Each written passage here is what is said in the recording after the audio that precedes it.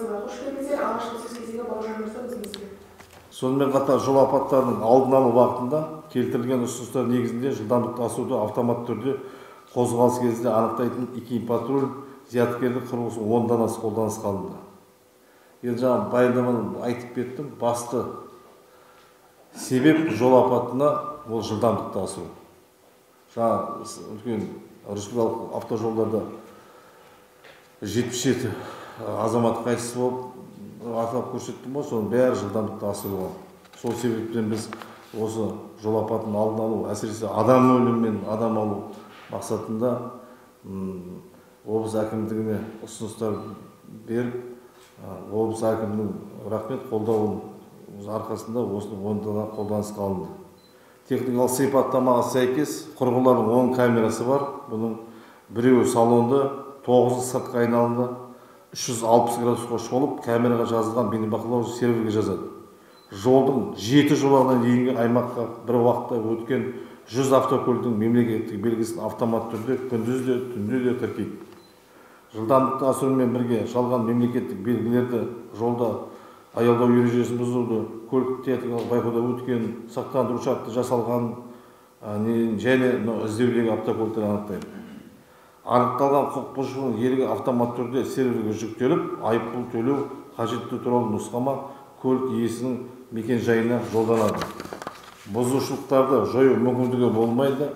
Бұны жаңа түскен автокөліктердің ереже бұзған және мынау полиция мен жүргізушілер арасында тікелей байланыс жасалмайды. Яғни сыбайлас жемқорлық алдын алынады. Қоғам тәртіпті сақтау, жол қауіпсіздігін қамтамасыз ету мақсатында қызметтік автокөліктің айналасын және салонын онлайн режимде 4 камерамен бақылайтын GPS-мен жабдықталған 21 дана ВИА бейнебақылау жүйелері қызметтік автокөліктер орнатылды. Мына қалада жүр ғой көбінесе. Оны 21 алдық біз. Оның 15-і, 16-сы облыс орталығында, 5-і республикалық жолда да жүр.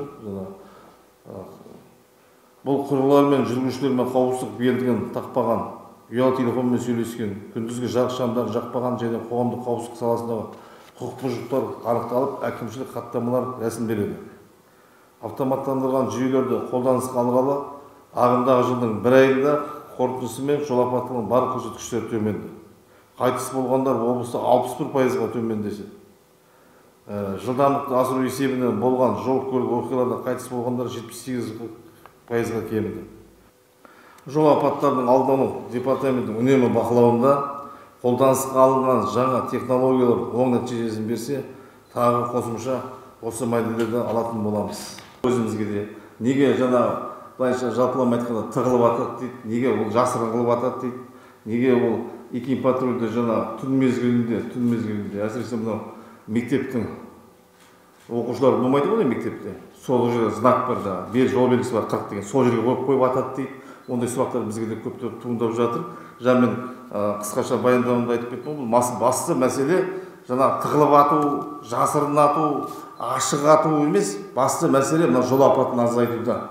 Енді жаңа айтып кеттім ғой, былтыр 22 жылдың ішінде 12 айында осы жол апатынан жылдамдықты асырғаны бар, жаңа қарсы бағытқа шығып кету бар, бірақ басым көпшілігі 70%-ға жоқ 146 адам қайтыс болды.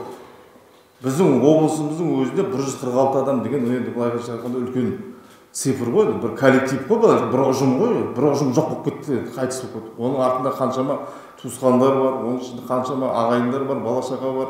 Өздеріңіз білесіздер, енді былтырлары білесіздер, бір семьяда жол апатынан кетіп қалған кездерде болды. Әкесі, баласы, қызы, әкесі, баласы, әйелі терең өзектің жолында болды, ішкі жол деп аталамыз. Онда да жылдамдықты асыру.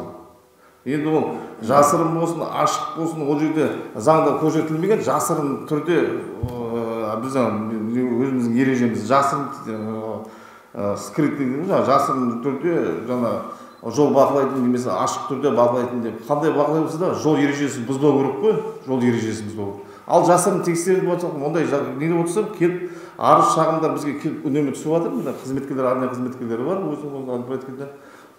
осы 2 патруль бойынша. Одан кейінгі сұрағымыз жаңа мектептің қасында деп отыр. мына аталған жол белгілері мектепте, яғни білім беру ұйымдарының жандарына әдейі орнатқанбыз. Біз бекеттерге әдейі сол жерге қоямыз. 40 деген знак бар, ол жерде айтып кеткен. Сол аумақтарда. Жаңа айтып кеттім ғой, былтыр сол аумақтарда енді қанша дегенмен құрылғы болмағасын адам болғасын адами фактор болады. Автокөлікті өзімізде водителіміз, шоферіміз, машинедейміз.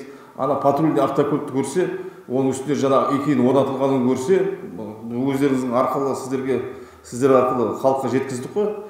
Көрсе, профилактика ғой, бірден аяғын газдан алып тормоз басады, тежегіш басады. Ана жасанды кедергі болғанның өзінен біз енді міндет мектептерде жаңа балабақшалардың алдында жасанды кедергі орнатамыз. Соның өзінде де қатты жылдамдықпен қатып кетті. Былтыр біз айтып кеттім ғой, екі бала қайтыс болды сол жол апатынан. Ал жаңа айтып кеткен сұрақтарыңыз жауапса, енді мен ойлаймын, патрульный автокөліктер ондай тығылатын орны жоқ шығар, көшеде жүреді. Егер тығылып жатқан фактілер болса, келіңіздер, арызданыңыздар, оны міндетті түрде біз тексереміз, шарасын көреміз. Содан кейін бізге бір көп сұрақтың бірі қойылып жатқан, төбесінде жаңа маяк бар ғой, орнатылған. Екі патрульде де бар маяк бар, маяк деген жаңа қызыл, біздің енді полиция ішкі істер орган қызметкерлері қызыл жасыл ғой енді жүреді. Соны неге өшіріп қойып, әдейі жаңа нарушение анықтау үшін, штрафовать ету үшін деп бізге де сұрақтар қойылып жатыр. Ол сұрақ өте орынды. Бұрын мысалы жағып жүреді, қазір өшіріп тастады деген. Ол заңда көрсетілмеген. Тек қана маякты жағады, оқиға баратқан жерде тездетіп бару үшін, басқа автокөліктерде басымдық алу үшін, жаңа оқиға орын болған жерде күзетуге маяк жағып тұрады. Ал алдында неге қосып жүр деп сұрақ қойып жатыр. Алдында біз сондай ауызша нұсқау бергенбіз. Түн мезгілде қараңғы жерлерге полиция келе жатыр. Енді полиция келе жатса әйтеуір бұзақы шамал тынышталады. Қатты жылдамдықпен келе жатқан водитель тынышталады. Сол мақсатында профилактика ретінде біз қосып қой деп айтқанбыз. Ол міндетті емес қызметкерлер маякты жағып жүруге. Алайда қазір тапсырма бердік, департамент басшылығы қазір неде маяктарды қосып жүруге. Одан кейін үлкен жолдарда трасса көлемінде алыстан полиция қызметі қатты жылдамдық өздеріңізді білесіздер. Мұнда енді бізде қазір проблема болып тұр. Оны бірнеше рет ұсыныс бердік, облыс әкімдігі қолдап жатыр. Қызылорда қаласынан анау Ақтөбе шекарасына 560 шақырым екінші категория деп аталады. Екінші категория жол деген енді ортада оңтүстік сияқты емес қой, ортасында не жоқ, разделительный жаңа не жоқ, ограничение жоқ. Автокөліктер бір-бірімен жылдамдықпен асырғанда қарсы бағытқа шығып кетеді, қайта-қайта бетпе-бет соғысып біраз адамдар қайтып жатыр. Ол жерде де біз маякты қосып әдейі тапсырма берілген. Жаңа келе жатқан автокөліктер шамалы аяғын тартсын, жай жүрсін деп, газдан педальдан аяғын алсын деген сияқты. Ал жаңа жасырын түрде неғылатқан деректер болса, міндетті түрде бізге келіп арызданыңыздар. Арызданбай ақ қазір не ғой, телефон бар ғой, бірден жүзек арқылы шығып қоя беріңіздер. Рахмет сұрағыңызға. Мен тағы да. Мен осыдан 18 жылы жеке өзім бір обращение жіберген болатын, сауал. Біздің қалалық полиция басқармасына осы жаңағы қаланың ішінде түнгі уақытта неге 40 деген қолданыста деп, 40 деген шектеу. Соған маған сол жауап келді. Өзіңіз қазір білесіз шығарсыздар, жаңағы түнгі уақытта 9-дан таңғы 7-ге дейін, яғни қолданыста болу деген жаңағыдай белгілерді, қосымша белгі, ақпараттық белгіні орнату туралы қала әкімшілігіне жаңағыдай ұсыныс хатты бердік деген осы жауаппен келді. Одан кейін ол ары қарай жүрген жоқ, менде қалып қойды, ол жаңағы ары қарай шұқылаған жоқпын. Енді Фархат мен есімім. Иә, Жансұлтан. Содан енді кеше осы сұрақты мен көтеріп жүрдім де комитетке жолдадым, әкімшілік полиция комитетіне. Содан ол комитет маған ол сұрақты жолдап біздің департамент полицияға жіберді қайттан, ол полиция қалалық полицияға жіберді қайттан, біздің Қызылорда полиция. Енді ол әлі жауап беріп үлгерген жоқ. Бірақ мәселе бұл жерде мынандай. Менің жаңағы қойып тұрған нақты жаңағы акцентім біздің азаматтардың, адамдардың құқықтары мен бостандықтары Конституцияның 39 бабына сәйкес тек қана басқа адамдардың бостандықтарын, қауіпсіздікті, қоғамдық тыныштықты сақтау мақсатында тек сол шамада ғана жаңағы шектелу керек және заңмен ғана шектелу керек деген. Яғни біз күндізгі кездегі уақытты айтып отқан жоқпыз. Біз қауіпсіздікпен, адамдардың өлімі, адамдардың өмірі бәрі бізге құнды, бізге маңызды. Бірақ жаңа басал десе, шашал десе басалам дегендей, түнде де солай жүре берсін деп бір жауып қоя бермей, осы түнгі уақытта соны кішкене гибкий қылып, түнде қолданыстағы уақыты деп жаңа белгі қойып, я болмаса барлық жерге, белгілерді барлық жерге қоюға ақша жетпейтін болса, ол бюджетте жоқ болса, хотя бы сол кезде түсірмей-ақ қойсын. Сөйтіп, лишний раз адамдардың шектеу біздің құқымыз ғой. Қазір тек қана біздің халықтың ғана құқығы емес, қазір мына құқық қорғау органдарында мүддесі. Өйткені екен патролды сіз айтып жатсыз ғой, жаңағы бірыңғай базадан өшіруге болмайды деп. Яғни қазір құқық қорғау жаңағы қызметкерлерде, бывший қызметкерлерде бұрын жаңағы мен біздігі свои деп өтіп кететін еді, қазір екен патролға түсіп кетсе, ол қалып қояды. Сондықтан қазір прокуратураға да, ұлттық қауіпсіздік комитеті, әкімшіліктің де қызметкерлеріне бәріне де мүдделі қазір осы сұрақ. Өйткені түнгі уақытта 40-пен түсіп қалып, штраф төлеп жүргені бар.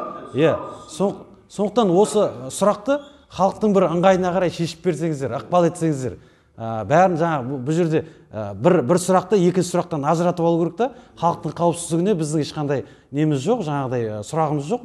Бірақ түнгі уақытта жаңағы бас алу сияқты бұл, шаш алудың орнына. Асты назар қаламыз, жаңа 40 деген жылдамдық бар, басқа көрсетілген жылдамдық бар, соны астына қосымша табличкасын, уақытын, мерзімін көрсетсе деген. Ол жөнінде ұсыныстар не білем, ұсыныстар берілген, ол жөнінде міндеттерді қойылады. Ал жаңағы енді кейбір жерлерде 60 деген жылдамдық бар, енді күндіз 60-пен жүру керек, түнде қатты жүру керек болса, сол жай жүрген дұрыс қой, Фархат. Жай жүрген, басым көпшілігі жай жүру керек қой. Жай жүрсең, жаңа қазақта да мақал бар емес пе? Жаңа жақын арбаламаса, жаңа не қыласың деген жаңа. Ой, жай, тоқ жүресің, арбамен қоянға жетесің деген. Сол жай жүру керек қой. Түсіндім сұрағыңызға. Ол жөнінде жұмыс жасаймыз, назарымызға алды. Бірақ түн болсын, күндіз болсын, қай уақытта болсын, мүмкін бір 5 минут, мүмкін бір 5-6 минут кешігіп барасың, ертерек шық, аман қаламыз ғой, аман қаламыз. Мысалы, ғылыми зерттеулерде көрсетілген ғой, мысалы, 80-мен келатқан жылдамдықпен жол апаты болса, 40-мен келатқан жол апаты болса, 40-мен келатқан жол апатында жарақат болса да жеңіл жарақат болады, 80-мен келатқан ауыр жарақат болады, немесе адам қайтыс болуға душар етеді. Бәрі өзінің несі бар ғой, зерттелген ғой. Жай жүрсек бәрімізді ережені сақтап, енді мүмкін қаланың ішінде, допустим, елді мекен ғой, елді мекенінде, допустим, 60. Сол 60-тан асырмай-ақ жүре берейік та, соны. Біз аманға жүреміз бәріміз.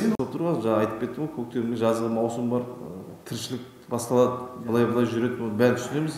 Өзі халықтың арасында шыққанбыз ғой, біз халықтың біреуіміз, түсінеміз.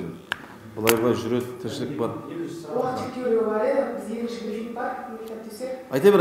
Жолдаған болдым біздің полиция басқармасынан, неден қаладан біздің әуежайға дейінгі аралықта қаланың территориясы деп сол жерге 60 деген шектеу тұр.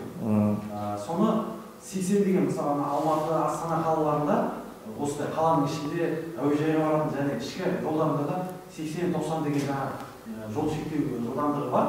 Сондай солардан үлгі алып біздің Қызылордада бір жерлерге сөйтіп қойса, мысалға ол жердің ұзақтығын және адамдардың аздығын ескере отырып. Аэропорт Қызылорда тас жолы ғой, түсініп отырмын. Оны жаңа біз зерделеп көреміз, тиісті құзырлы органдарға береміз, оны жазып алдым, назарға аламыз. Рахмет сұрақтарыңызға.